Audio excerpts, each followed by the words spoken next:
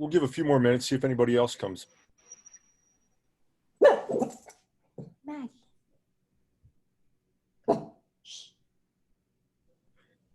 Please feel free, if you like, you can turn your cameras on. I try to conduct my Zoom meetings much like if we were in a classroom and just talking back and forth. So it's very informal, and I've got one of those right down here by my foot too. I have two. What kind? Oh, is that a dachshund or a beagle? Yes, I have two dachshunds. Oh, excellent. We unfortunately we just lost our dachshund. He was quite old. We just lost Kona's mom last month. Oh, sorry. So we got Maggie. Yeah, we had Ziggy with us for almost 17 years. So I had Jade for 16 and a half.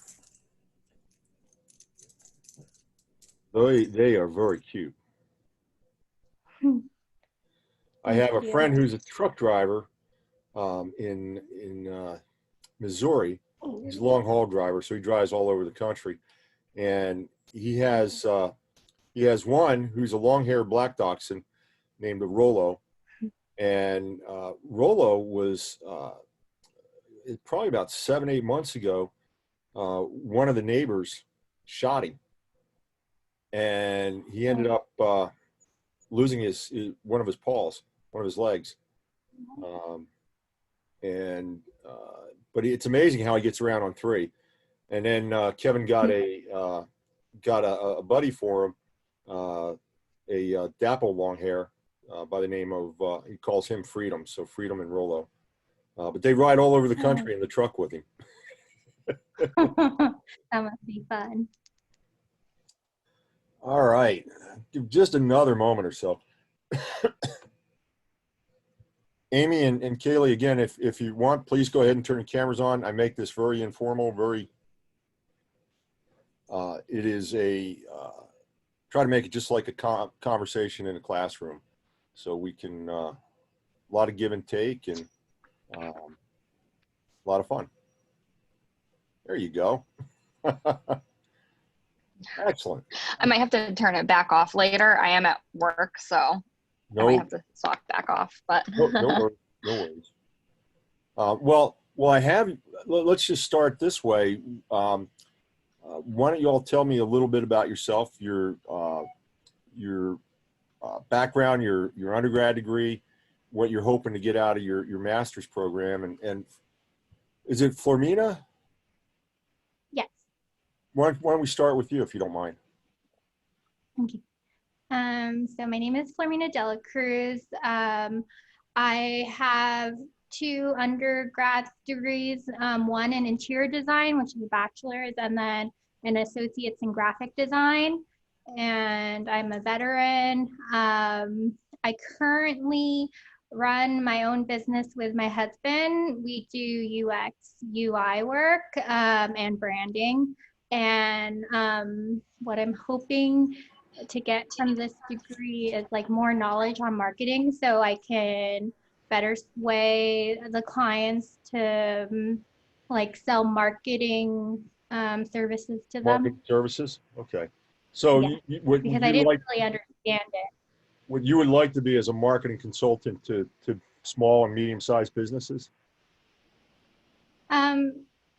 Yes. Right now we work with mainly startups. So like the steel company we're working with, it was really hard for me to sell one of our friends' services as a package with our services, because we were trying to offer the full package of marketing, website, the application for the gas app, and other services.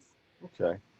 And like what branch of the service did you serve in? Navy. I was part of a strike fighter squadron. What did you do? Logistics. Excellent, excellent. F-18s? Yes. Outstanding. The F-18 Charlies. Excellent. We're a mixed family. My brother and I are Navy, and I've got a son currently in the Air Force.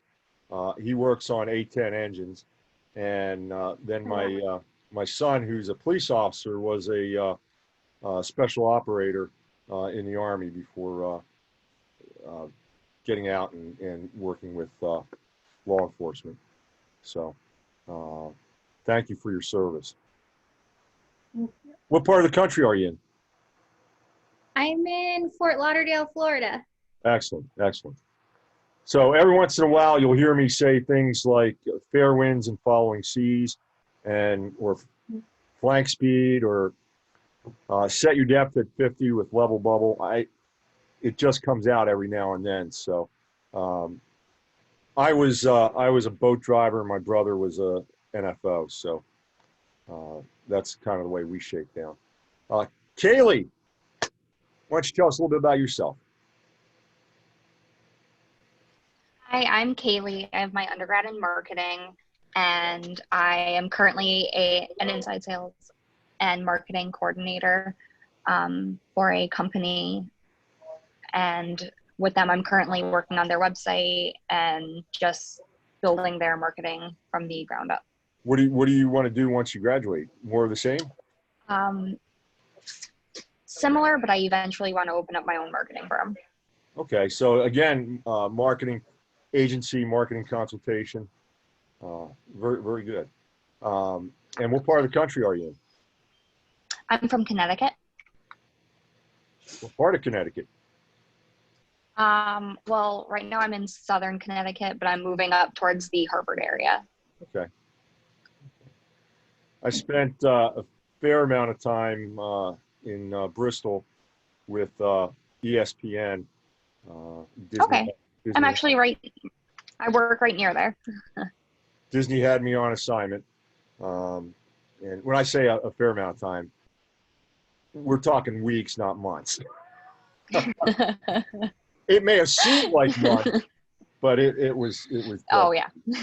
And it was in the winter, so of course it would seem like months. Definitely. Excellent. Amy, why don't you tell us a little bit about yourself? Hi, yeah, I am a marketing manager at I say small, I mean, it's about 2.5 million, but it's a smaller creative company. And I'm applying to go over to Sensi, which is a lot bigger company.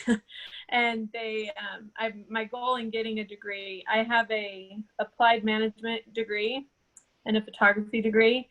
And by working in commercial photography, I kind of discovered that I really loved the marketing side of things and reaching customers. So, or trying to figure out what was needed there. So yeah, I'm just working on I really want to work for bigger companies and kind of be a part of that bigger. I've always done smaller work for really small companies.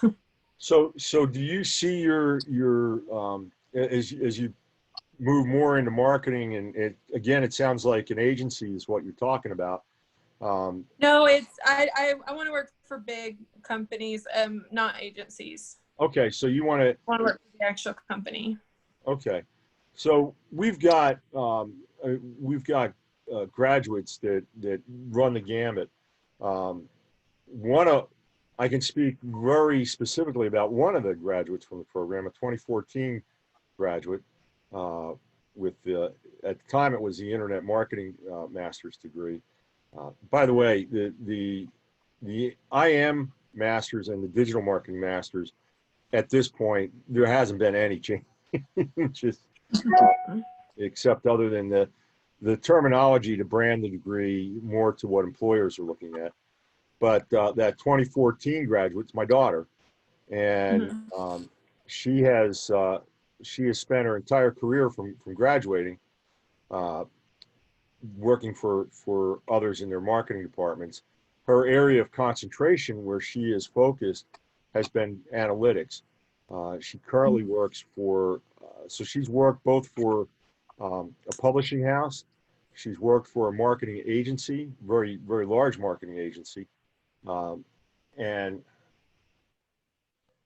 she has and currently works for a company called Dynatrace, which is a middleware provider. And you may be saying, what the heck is that? Well, Dynatrace is kind of an enterprise platform. So unlike in her other roles where she was working with tools such as Tableau, Google Analytics, and Adobe Analytics, Dynatrace gives the complete package, and it fits into the enterprise system. So where she worked with mainly medium-sized companies in the past, I apologize, my computer is dying, and that's why my camera keeps freezing.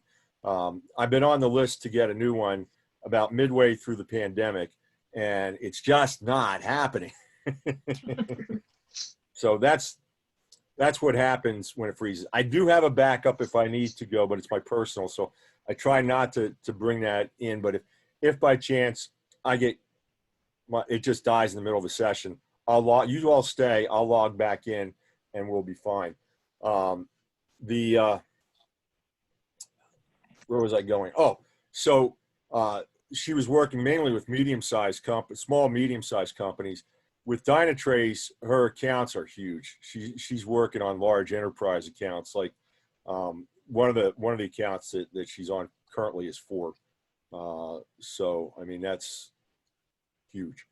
But that's certainly a way that you can go with this degree. And it sounds like, though, you've got a great background from the photography standpoint in terms of content marketing, because pictures are a big part of content marketing. And what a great skill set to already have and to bring to the table. So excellent. Stephen, howdy. I'm going to dub you my extra set of eyes. You did a good job finding some artifacts for me.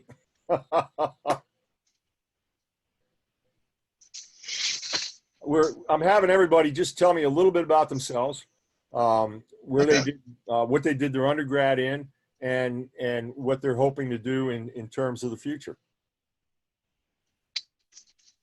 I am a Central Florida native, living in Orlando, Winter Park area. I did my undergrad. You might be a neighbor. Very well could be. I did my undergrad at UCF, business administration. I found that I really liked the marketing and management courses there. Decided to start pursuing marketing, and I had a 9-month position as a social media coordinator for a small startup. They had to start downsizing, and unfortunately last in, first out kind of deal. So now I'm pursuing marketing digitally. I want to open my own marketing consultation. So another marketing agency, very good. Yeah, I want to do consulting for small breweries, startup breweries that wouldn't necessarily have. You've got an interest in the microbrewery market. That's outstanding. Talk about a growth area. And actually, now are you in the certificate program or are you in the degree? I'm doing the certificate. You're doing the certificate. Then I got bad news for you, or good news. It's your choice, I guess. But what that means is you won't get to see me twice. Anybody else doing the degree? Oh, gotcha. Who's doing the degree? I am. Kaylee and Amy and Flormina, are you doing the degree too? No, just certificate? Yes, just a certificate. Well, the bonus if you decide to do the degree is you get me twice. and the reason being, what we look at in this course, and then in month 9, Strategic Internet Public Relations, SIP, what we're looking at is the earned media channel, where essentially we're having other people tell our story. So this course is going to take a look at earned media from the standpoint of social media. And then in public relations, we elevate it to the big picture, and we not only continue to look at new media influencers, but then we add in legacy media, which is print and broadcast, and then we also add in the real digital piece. Man, that's an ugly face that got frozen. I got to watch my expressions. There it goes again. Hold on a second.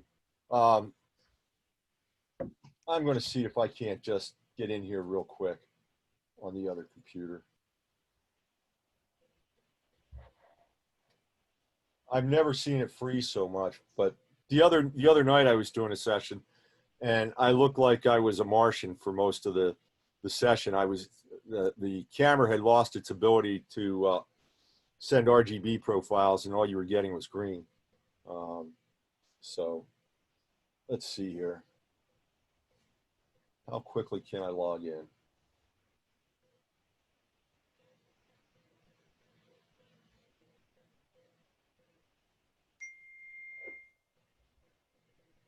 Maybe pretty quick.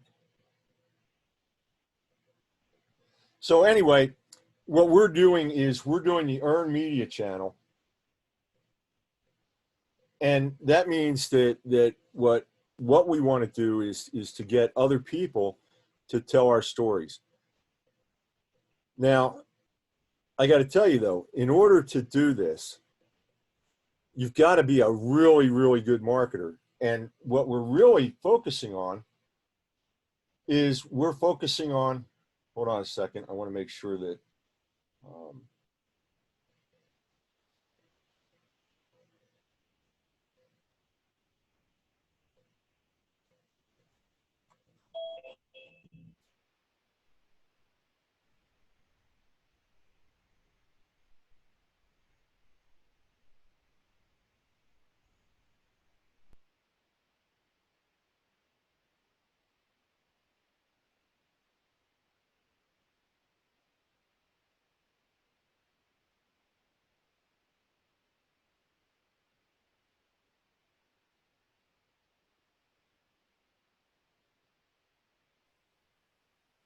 Just a heads up, you're currently muted.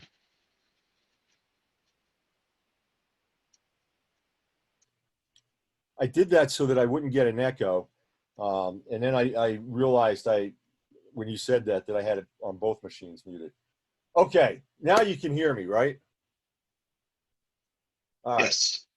So how many of you got a chance to look at the welcome video? That's always an important question. Yes. Okay, good. Get to check it out. I give you a number of different archives in the Zoom session. Always check those out too. And the reason being, there's so much material that I could literally spend all week talking to you. So what ends up happening is my Zoom sessions, I try to have a consistent, I know I need to cover these items, but in the process of us just talking, what ends up happening is I fill in a lot of gaps that you're not going to see anywhere else. So in each session, there's always some additional information that I hope just helps to fulfill the overall picture of what we're trying to do. This course was originally designed by Kerry Gorgone. Kerry and I were actually hired on the same, we were hired at the same time, and we started on the same day back in 2008, and we shared, our desks were right next to each other. And Kerry was a royal pain in my rear because she truly believed in communicating in every medium that was available simultaneously. So we would be sitting there talking, and next thing I know, she's texting me. Then I get an instant message, and then when I wasn't paying attention, a rolled up piece of paper would come flying over the desktop and hit me on the head with a note that says, "Look at your screen." So we got to know each other really well. She came over to the internet marketing department about 3 months before I did. And then for 3 months, all I heard was, you need to come over to internet marketing. You need to come over to internet marketing. So having her have developed this course first, and then taking it over down the road was always kind of a neat legacy in my mind, because we had worked so close together. She was actually a lawyer, and when we were in our first department together, she was teaching business law. So she left, Carrie left, and you can still, when you do the first discussion, you're going to see a number of podcasts where Carrie's interviewing different folks. She's moved on to marketing profs, and is a very big part of their content creation in terms of the interviews and so forth that she does with marketing profs. So she's gone, but she's not totally gone. Then this was taken over by Professor Diaz, and I think there were one or two other people that had their hands in it as we've moved along. And for a while, the course was starting to look like Frankenstein's monster. And I really tried to refocus and get it back to really what Carrie's vision was, and then add a few additional things in, but keep it pretty true to that. And that's what as I explained to you, what new media marketing was about. That's the, I'm going to do this. Hold on a second. There we go. Now there should be no echo. No echo. Okay. And I'm driving myself crazy, so let me just get rid of myself there. And at any rate, the course is back to close to what she had. Again, I've updated and added a few things in, but I'm trying to keep it as close to the original intent. Where I've made a bigger leap is looking at this as the earned media channel and a component of the earned media channel. Now, when I talk about earned media channel, do you know what the other two channels in marketing are? Paid is one. What's that, Stephen? Paid? Oh, hold on. Try it again. Paid media? Paid media is absolutely. What is paid media? It's things like running ads through Facebook, through Google. Yes. Things that you actually pay for. Yes. Paid media means that we're giving enough money to somebody that we can control what is said, what is printed, what is displayed, and the timing and the frequency. So we have control over all those elements. That's really the focus of paid media. And what's the third one? Do you know? Organic? No. We'll talk about organic later, but actually it's owned media.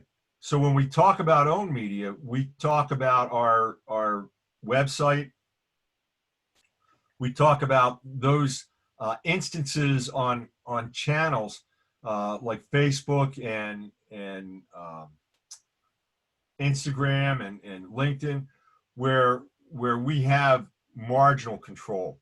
I say that because the tech giants, they can come in at any time and decide to limit whatever you're doing. So we don't really have, it's not like it's our piece of the public square, but we pretend it is, and so we use it until it's taken away from us, I guess, from that standpoint. So those are the channels that we talk about: earned, owned, and paid. And now we're going to talk about payments in the earned media channel. But here's the difference. A lot of times the payments are designed to set us up so somebody else can tell the story. And, paid earned media is usually going to end up being less costly than paid media, but there's always a cost involved. So it's not like it's free media. Okay. And when we talk about influencers, we're going to talk about two special kinds of influencers. We're going to talk about influencers that are quasi-professional, what I like to call new media journalists. And then we're going to talk about fans that we cultivate into being brand ambassadors. Now, the difference between the two, the new media journalists might possibly have been a customer, but there's no need for them to have been a customer. Their journalism, their new media journalism, really applies to our industry, similar products, similar geography. I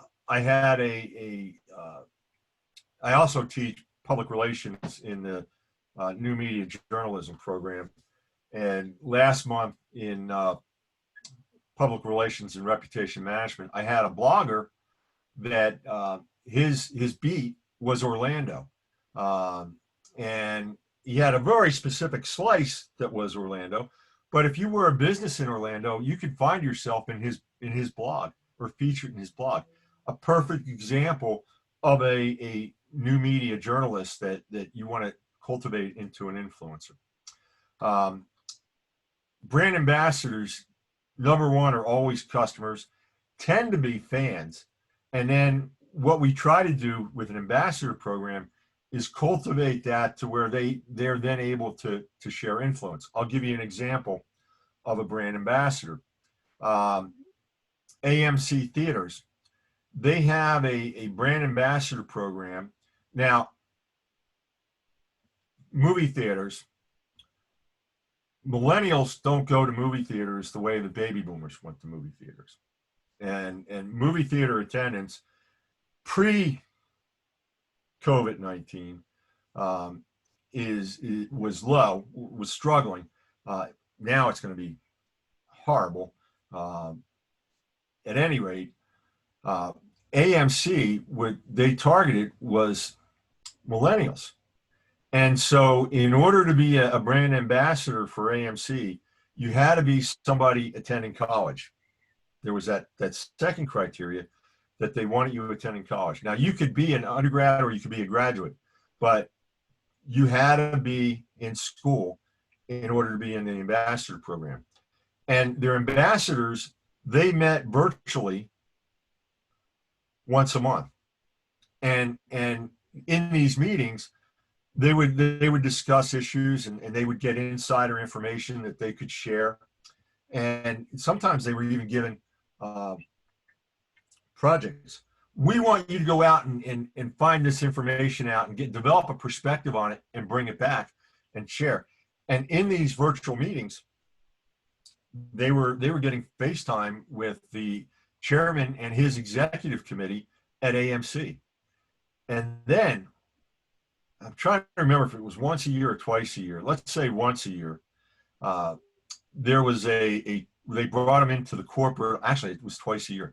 They brought him into the corporate office in Hollywood and would have a long weekend meeting where they would get actual physical FaceTime with the chairman and other executives of AMC Theaters. And while they were there for the weekend, AMC would wine and dine them and take them on tours and Disneyland and Knott's Berry Farm and things like that. No payment for 2 years, but that was your commitment as a brand ambassador. If you attended all the Zoom meetings and all the physical meetings, at the end of your term when you graduated college, they would write you a check for 12 grand. Pretty sweet deal, right? 4 trips over 2 years to Hollywood. Now today that may not be so wonderful, but four trips to Hollywood, and then 10, 20 Zoom meetings that they would, and actually my experience with this program was before Zoom took off in the country. It's amazing. Zoom, and I won't talk I won't talk coincidences, but for a year or so, Zoom had appeared on the market and was gaining some footholds, but not large and certainly not enterprise scale. I used to use Zoom in my marketing practice when I would work with clients, but they didn't have a foothold in the enterprise, and part of the reason was the Zoom platform a year and a half ago was not nearly as stable as it is today. And then all of a sudden, pandemic, and every university, every Fortune 500, even this blows my mind. Even companies that are in the defense industry, so they're part of the DoD industrial network, they're using Zoom. Crazy. Talk about being at the right place at the right time. So we got, they get $12,000 when they graduate, and what a sweet program. So again, they're not being paid, but there's, we'll call it a stipend that they receive if they meet all the program requirements. And so again, AMC is getting a whole lot more word of mouth advertising, and they're getting a whole lot of goodwill and everything that a brand ambassador brings out into the world. You will find a lot of companies that have ambassador programs, but really all they are is multi-level marketing, right? We're going to make you a brand ambassador, and we'll give you a coupon code that you can give out, and you'll get achieve a certain level and you'll get this, and do this level and you'll get that. I'm sorry, that's might as well be selling. I can say this because I dabbled in this for a little bit once upon a time. Amway might as well be an Amway distributor. That's not really an ambassador. So now, influencers though are a different breed altogether, because influencers, they don't have that. They don't have any sort of motivational tie. No. Let me talk to you about the ties that I'm talking about. I spent over a decade working for Disney, both here and in Burbank, and so I started running. If you've ever seen the World of Disney, it's the world's largest character store. I opened it; it was my store, and for a couple years in my Disney career, I was there. I want to say 8 days a week. It certainly seemed like it. And I got to take a look at Disney fans firsthand. One, because as you can probably tell by some of the stuff on my bookshelf, I was a Disney fan before I came to work for the company. But I was nothing. Let me tell you, in terms of the meter of fans, I was down here, and I'll give you an example. In 1996, Disney watched what happened in the Atlanta Olympics, and what happened was pin trading took off. Some smart vendor in Atlanta came up with the concept of pins and pin trading. And made it a formal program. And pin trading just went crazy at the Olympics. And Disney said, "Oh, I think we can do pin trading at Disney." And so what happened was that Disney started producing pins, billions and billions of pins, and started pin trading. And then about every other week, they would release. Now, these pins, imagine the profit on this, because you know what they sold for? If you went in and bought an everyday cloisonne pin at Disney in 1996, you were spending, are you ready for this? $2.97. I won't tell you where the pins were manufactured. That's another story. But the pins, $2.97, and we were selling billions of them. And then on every other week, we would release a limited edition.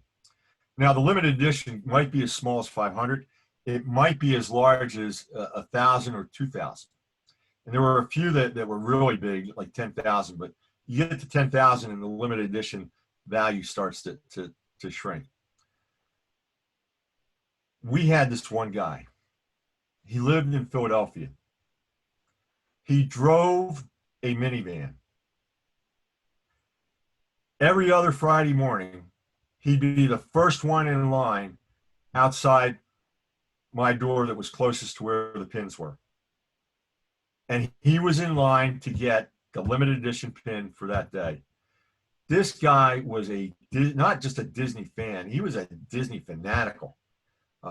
He was driving 18, 19 hours from Philadelphia straight every Thursday after work to get to Disney on Friday morning. He was taking his vacation days were Fridays every other week. And then on Sunday, he'd stay and enjoy himself Saturday. And then on Sunday, he'd drive back to Philadelphia. For a year and a half, I got to know this guy. And he was just one of many. Let me put it that way. That's what a fan is. And that's what you want to look for and identify in your case study business. Does that make sense? So those are fans. You're also going to want to learn, you're going to want to identify customers. Now, your assignment this week is really it's 3 parts. One is to develop the personas for a customer, a fan, and an influencer. I'm going to give you I'll put a video up that goes into detail how to do this, but you just don't sit back and say, I think this is what a fan is. Or I think this is what an influencer should be. All we want you to do this week, though, is to create the persona, create the profile. Why are personas important? Do you know why personas are important?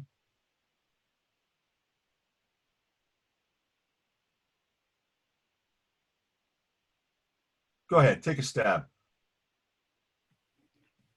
To identify your target market and know who you're talking to.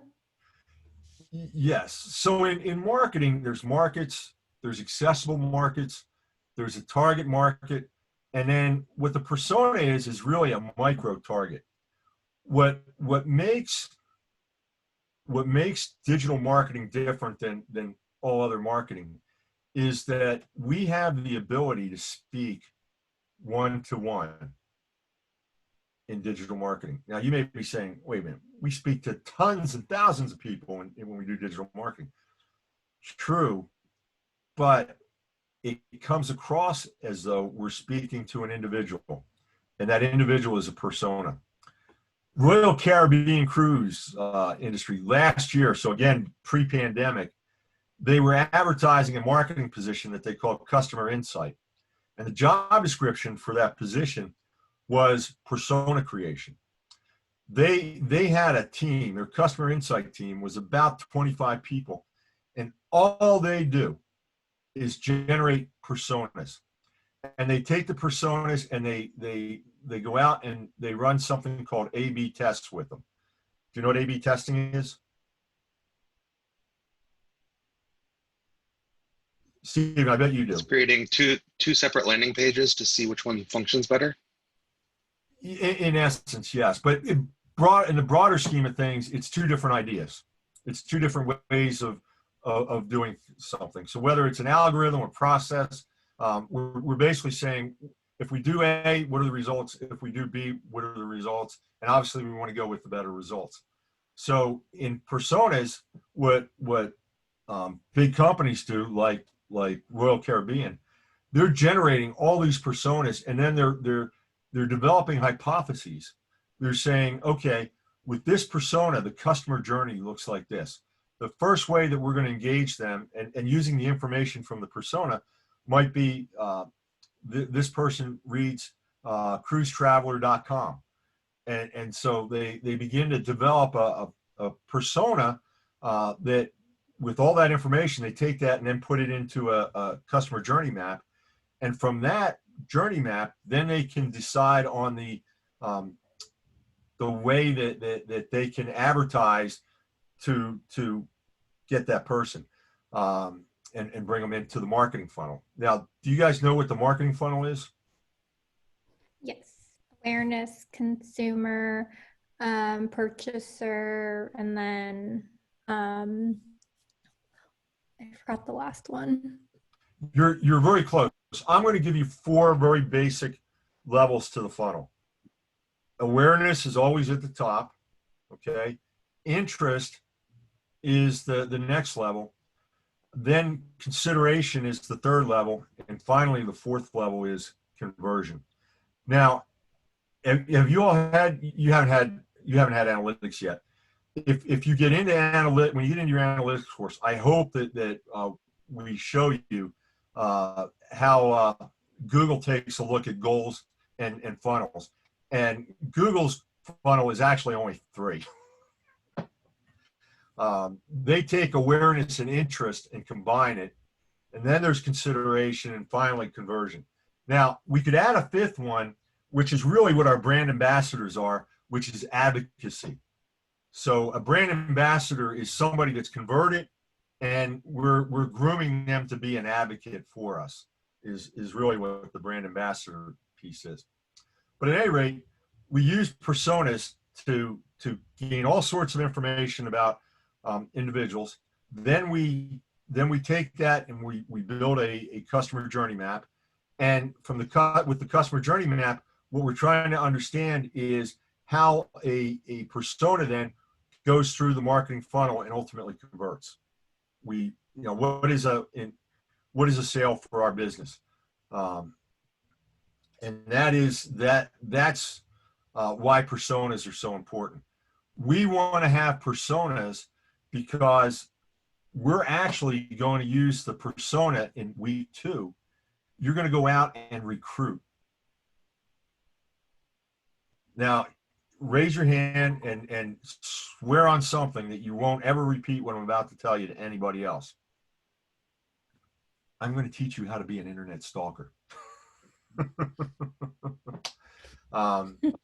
You're gonna take your research and you're gonna go find real live people, and you're gonna use tools. And we're not asking you to do anything illegal, obviously, but where people have open profiles, there's lots of information. Where businesses have activity on their social media, you can gauge sentiment by looking at what people are saying on their posts. You're going to look at you can go to LinkedIn, and if it's an open profile, oh my God, you can see everything, right? Job history, interest clubs. By the way, LinkedIn is what I like to call the silver bullet, right? It is the tool that can make more complex sales. And I use the word sales because I have a sales background from years ago. But a sale is basically when we're able to influence a decision. In retail, that decision is purchasing an item, or in consulting, it's signing a contract is what we're trying to influence, and ultimately then implementing what we're suggesting. But LinkedIn is an incredible tool for doing all that. It is a place where when you have a complex problem in marketing, one of the first things that pops in your mind is, what can I find out in LinkedIn? Okay. So a little bit rambling about that. Again, I'm going to give you a video that will talk to you about how to do this through research and what you need to consider and look at in building your personas. And hopefully I'll have that up by early afternoon. The second thing that you've got to do in this assignment is you've got to establish, we talk about macro and micro conversions. I'm still trying to iron out the best terminology to use. We've been all over the board with goals, objectives. We've changed the meaning of what an objective is to now it's what a goal is, and vice versa. It's confusing. Let me just tell you in simple terms. You want to look at your business's goals. What is the business goal of your company? That's going to usually, you're going to find that in the mission statement. A mission statement, by the way, a couple good places to go look for mission statements. Nike's mission statement is out there. Everybody in the world can see it. Starbucks mission statement is out there. Everybody in the world can see it. So if you're looking for mission statements, those are two good ones to go look at. A mission statement has to have three components. It has to say why the business exists today, for whom does it exist, and to what extent. Now, the mission, so that's the company goal. When you talk, what's the company strategy? The first thing you always do is say, what is the mission of the company? Well, the mission is why it exists today, for whom, and to what extent.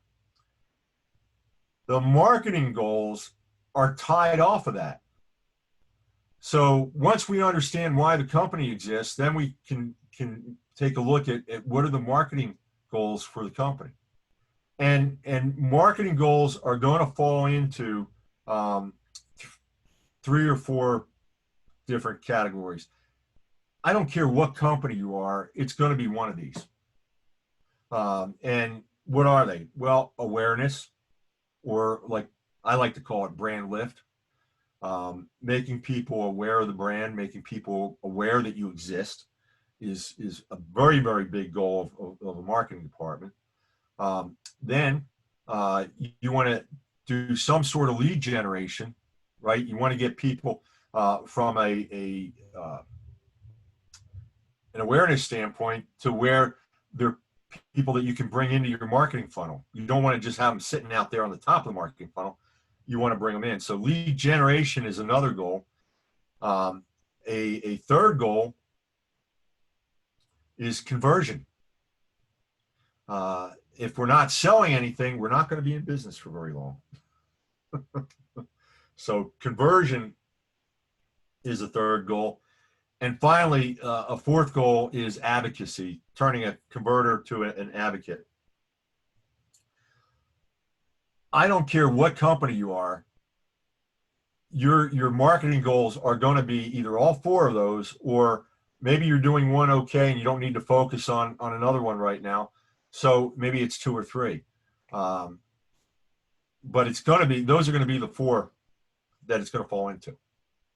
So when I talk about identifying your company's marketing goals, don't try to reinvent the wheel. It's right there for you. It's got to be one of those 4 things. Now, once you identify the marketing goal, you've probably heard this a dozen times, maybe in your undergrad program and maybe even here at Full Sail. SMART goals. Everybody wants SMART goals. Well, okay, so in this instance, I'm going to use objective. If you go out and look at the definition of objective today, the internet pretty much says that an objective is an objectified goal. And a goal is a wish, something that an aspiration that you want to happen. Well, I'm gonna flip that back to where it was when I was growing up, which was that an objective was just that. It was an aspiration. We want to be the #1 running shoe store in Central Florida. That's an aspiration. Okay. I can make that a goal by saying, I want to achieve $2 million in sales in 2021. Now I've made it, not only have I made it a goal by putting a number to it, but I've started to make it SMART. Okay. So SMART is an acronym that stands for specific, measurable, achievable, relevant, and timely.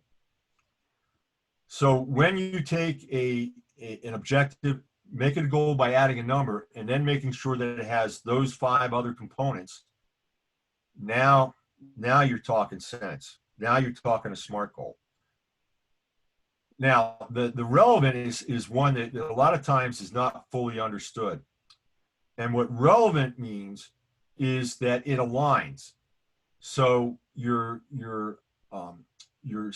SMART goal aligns back. If it's a marketing SMART goal, it aligns back to the organization. So it better align with the mission statement, right? It better support the mission statement in one way, shape, or form. What you're essentially doing is at the company level, you're saying, here's the mission. And then you're saying from a marketing department, how do we achieve that? And like I said, it's one of four ways, or all four of those ways.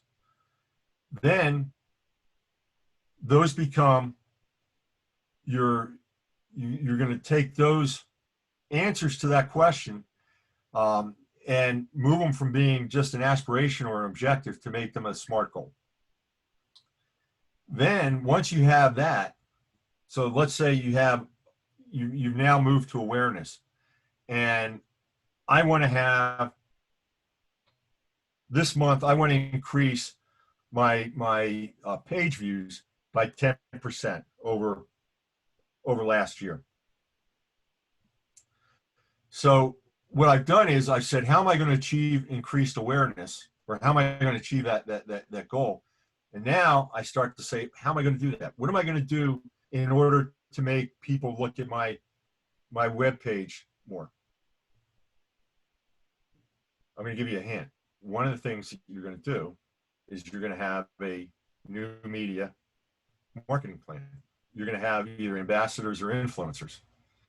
No matter what goals that you talk about, obviously you're getting to the point where the marketing strategy is going to be a new media marketing strategy, meaning influencer or ambassador. You want to build down a couple layers and show again how they all align. Always start at the top and come down. Don't show somebody your bottom goal, your micro goal, and then work back. Always start at the top and work down. Because the next level should always answer the question for each one is, how do I do this? And the answer is the next level. How do I do that? It's the next level. How do I do that? It's the next level. And sometimes you may have one or two different options. So for example, you may get to the point where you say that you're going to have a new media, you're going to have an influencer strategy is your approach. And that's something that we try to get you to get to in week one, deciding, do you want to do brand ambassador or do an influencer?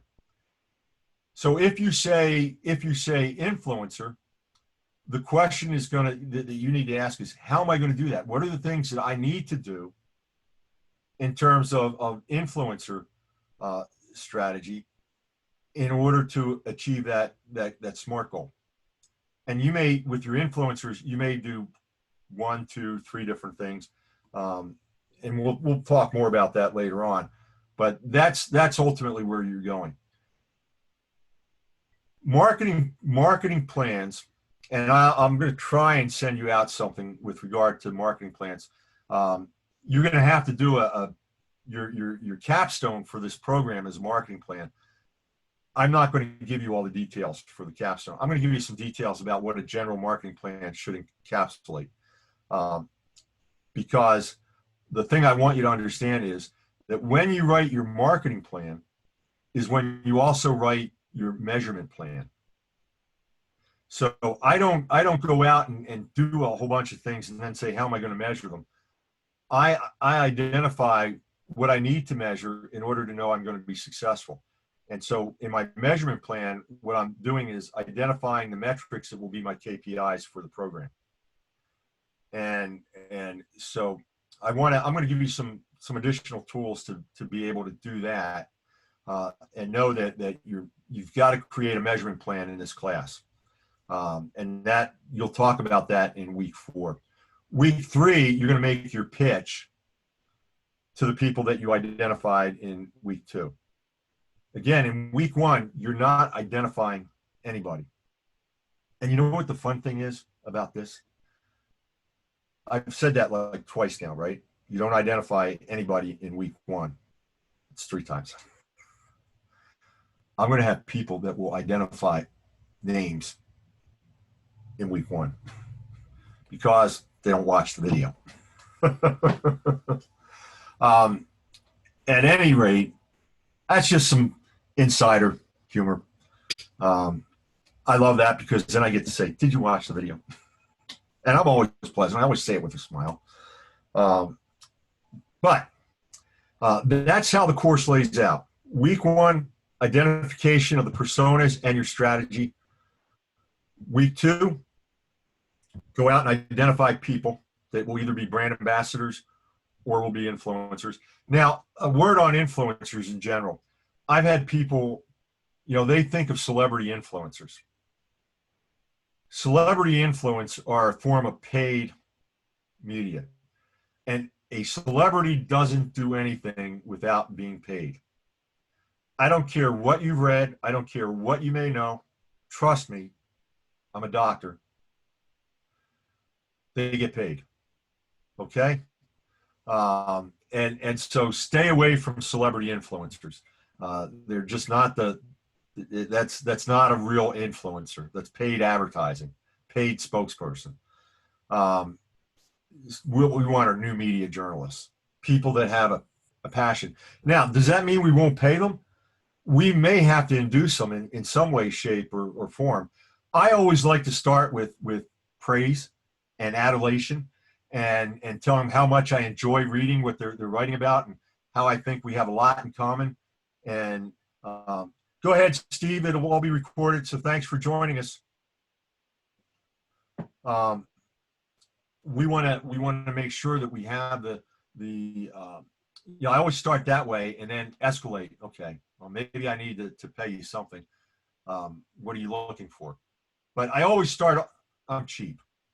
I raised 5 kids. I got to be cheap. So I start off with trying to get it for free. And if that doesn't work, then I try to figure out where I need to go. But again, that's very, very different than paying for an ad or paying for somebody to say exactly what I want them to say. And that's pretty much the score on this first Zoom, covering all 4 weeks and some details into week 1. Any questions? I've been doing a ton of talking. No, I think I'm good. Did I overwhelm you? No. I think I got it. I did my last class. I read a couple of articles on influencers for one of my discussion posts. And I learned that they have the nano, which is the regular person type of influencer, the micro, which is over 1,000, then macro, which is one of the paid influencers, which is over 100,000 followers, and the mega influencer, which is over 100 million followers, and there's celebrities. And so again, stay away from celebrities. Mm-hmm. But even the macro and the mega influencers, number one, I always question how many of those are real people. Okay. I keep seeing tons of data that the numbers are just not what you would think. You will probably find, and so it was you that said organic earlier, right? Or was that Stephen? That was Stephen. This is like organic marketing, right? We're wanting it to spread word of mouth. If I had a really great writer that was very passionate, about their blogs and consistent with their blogs, or even their Instagram account, they really put a lot of focus into their Instagram account, but they weren't, they had 1,000 people, maybe 700 people. For me, that's a sweet spot for a couple of reasons. Because if I can help them with content and they grow, that's great. Even so, if they've got 1,000 people that they're talking to through their medium, and that 1,000 people are engaged with them, then when they say something about me, that's going to mean something. But, you know, when a mega influencer says something, It's you whatever. know, yeah, it's whatever. If it's something I'm interested in, maybe, but if not, whatever. What were you on ship? Yes, I was on the Carl Vincent for 4 years. Ooh, Yeah, ooh. like Chucky. I did a midshipman summer on the Carl Vincent, and I did. I got a Tomcat hop. So very good. How cool. Yes. How cool. I couldn't make up my mind whether I wanted to go aviation or nuclear, and because my undergrad was electrical engineering, but my brother, with my brother being an NFL, my father was a B-25 pilot, so aviation. I mean I grew up around airports, and I was. Let me tell you, my brother would come home on leave, and he was my photography and my interest in film came from my brother, and he would shoot on each cruise. He'd shoot thousands of slides of takeoffs and landings, and it got to the point when I was in high school that I could identify every plane profile from any angle that you could think of, and I knew all the deck assignments by whether they were greenies or whatever, and but that was just from. It was like repetition. He'd be showing slides to the family, and I'm there taking notes. So I guess I've kind of always been a geek. At any rate, thank you for your service. I was going to put on. I have a Navy. I've got a grunt style Navy shirt. I almost put that on today. I still have my uniform in the garage, all like packaged up, and I actually have a ball cap from my command still. Oh, how neat! I've got I was on a frame destroyer, USS Edson. I've got a ball cap somewhere. It's in rough shape. Remember, this is the 70s. And I was bad. I took everything off my bridge coat. But for a period in the 80s, I would wear my bridge coat as a overcoat, just because I loved it so much. I mean, I literally wore it. It came all the way down to my knees, and the wool was just wearing out. It had been worn so much because at the time I lived up north. And I may have one or two. I don't think so. Like I may have. A piece of the carrier, though. What's that? I have a piece of the carrier. No, kid. What do you have? Do you have a cat? I have the cat, the wire. Yeah. Somewhere. Where did I put it? I have to find it. It's pretty thick. It's a piece of the hook wire, the tail hook wire.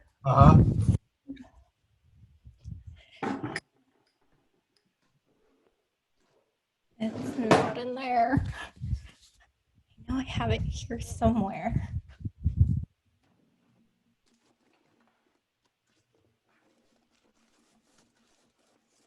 It's somewhere around the house. My brother had a broken trolley from the cat, and my family became very dysfunctional after my father died, and my sister tried to alienate my brother and I, and which she didn't do. We kept in touch via email, but he ended up passing, and she lived right down the street from him, and nobody knew that he had died for almost 2 weeks. He was in his apartment, which just infuriated me. And part of the reason being, after he left the Navy, he went to work for the Central Intelligence Agency. And the fall of the Berlin Wall and the fall of communism in Russia, he had a part in. I don't know exactly how, where, what, but my brother was the biggest pain in the Soviet Union side of just about any operative that the United States had.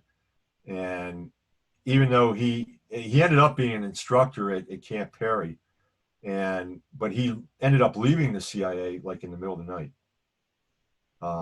He bugged out of Camp Perry and disappeared into the hills of Virginia for 6 or 7 years, and was basically a hermit. I never believed that he fully left the agency. And so when he died, I called the police back home and I said, hey, do me a favor, just go back and look at this again and maybe consider doing an autopsy, because he was still heavily involved in something. I just don't know what. Make a long story short,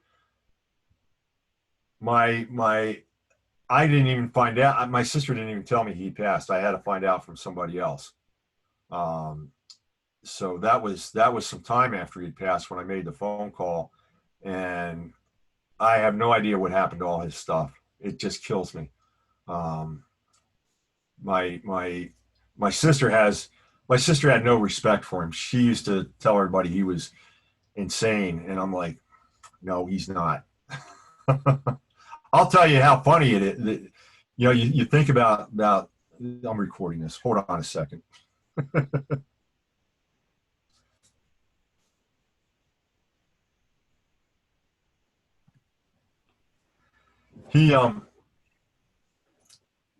When his first marriage, I was 99% sure it was an arranged marriage by the CIA. His second marriage, he actually fell in love with somebody. At the time, he was in D.C. working in Washington, and we lived in Philadelphia. We weren't invited to the second marriage. We didn't know about the second marriage till after it had taken place. And it was only a year or two ago, his partner in the agency is now a retired Air Force colonel, and I had lunch with him. It was probably about 2 years now, and he goes, "You know why you weren't invited to the wedding?" And my sister-in-law's name is Thane. He goes, because Thane didn't know what his real name was, didn't know anything about his family, didn't know what he did for a living. Up until the night before the wedding, when the agency finally gave her full clearance to be told. Imagine you're all set to marry this guy, and the night before the wedding, he goes, "Just so you know, when they say blank to you, they're not going to say Sam, they're going to say Bernard."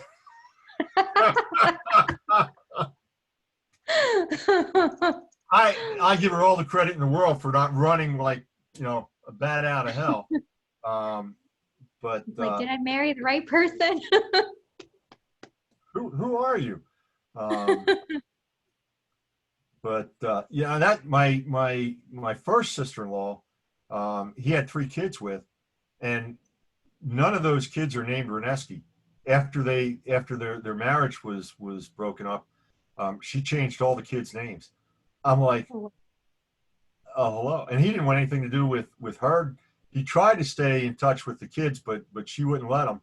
And I'm like, this one has the feel of something too.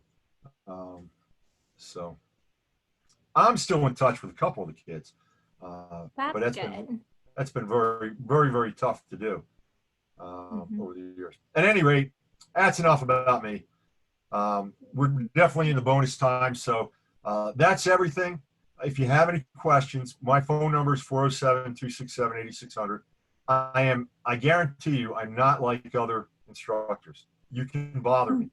If I Okay. can't answer, I can't answer. If I don't answer, after a reasonable amount of time, I probably didn't get the message. My wife yells at me all the time. I'm like, I'll be looking at the phone and all of a sudden the message will pop up and I'll say, it just came in. And she's like, sure. I'm like, look at the time.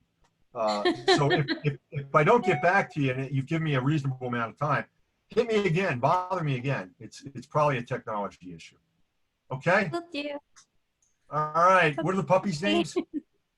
Kona, and then Kona. Maggie's the rescue. We actually got her last month from the Lowrider Dachshund Rescue.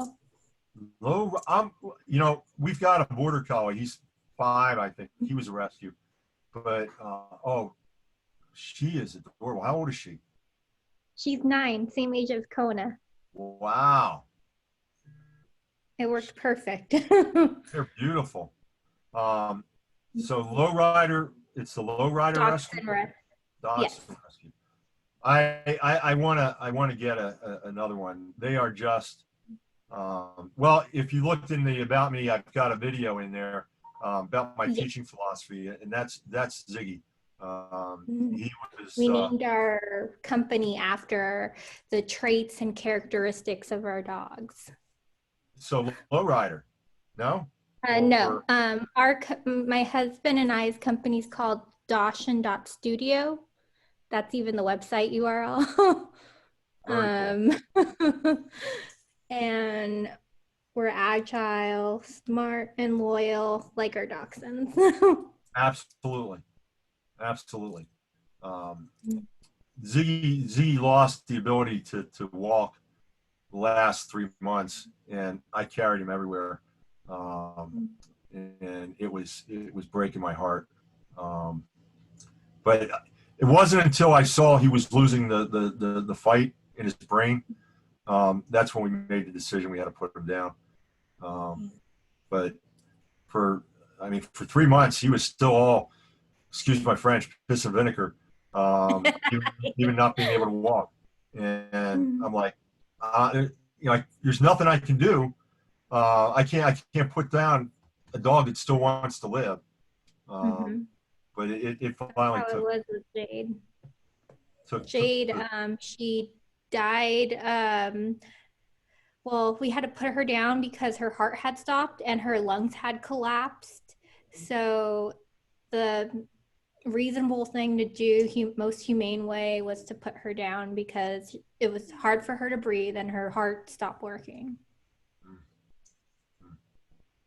And then every time I get very emotional, and then I think I don't want to go through this again, but I just love dogs so much that it's a burden. When but you have one dachshund, you have to have another. Well, I grew up with dachshunds as a kid, so Same here. Yep. All right. Have a great rest of your week, and if there's any questions, don't hesitate to call. Will do. Okay? Thank you. Bye-bye. You're welcome. Bye-bye. Bye-bye. Bye, Maggie. Bye.